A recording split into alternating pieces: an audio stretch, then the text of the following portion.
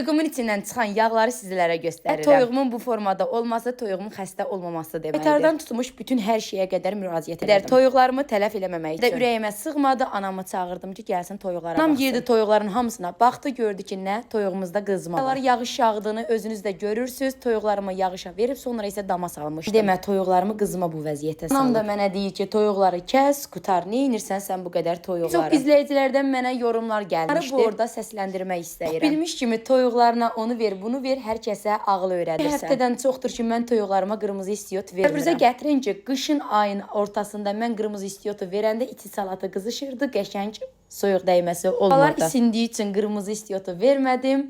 Və nəticəsi də budur. Səhlənkarlığı, bu səhvliyi isə özümdə axtarıb tapıram. Bir çoxu da mənə yazıb ki, nəfis varsa niyə toyuqlarını paylaşırsan, günahı özündə axtar. Toyuqlarımı çəkib paylaşmağımın səbəbi isə bilərsiz, çünki istəyirəm ki, kənd həyatını qoyub getməyəsiniz. Həyatını çalışdığım qədər sizlərə sevdirməyə çalışıram. Halal olsun ki, qəşəngcə yıxıb məni sürdünüz orada. Qadın olaraq da bu sözləri sizlərə yaraşdırmadım. Buradan məni sevən izləyicilərimin hər birini salamlayıram. Allah təmiz qəlbli insanları hər zaman səhifəmdə var eləsin. Arada toyuğumun içindən çıxan yağları sizlərə bir-bir göstərirəm orada. Açdığım qədər günə 3 dənə toyuğu kəsib azaltmaq istəyirəm. Toyuğun çoxluğu həqiqətən də məni çox yorur. Bunları kəsib yığıram, deyirəm ki, varraşıram. Sizləri yorumda gözləyirəm. Bəyənib takib atmağı da unutmayın qızlarım. Hələlik.